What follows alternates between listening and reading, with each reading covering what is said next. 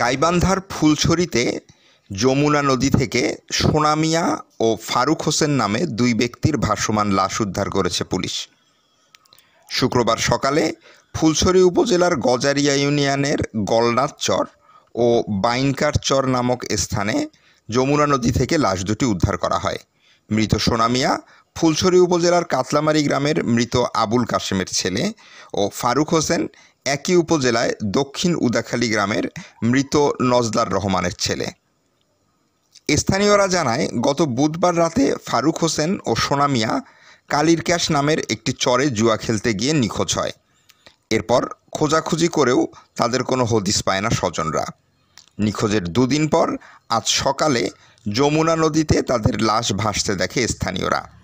এ সময় পুলিশকে খবর দিলে লাশ দুটি উদ্ধার করে পুলিশ।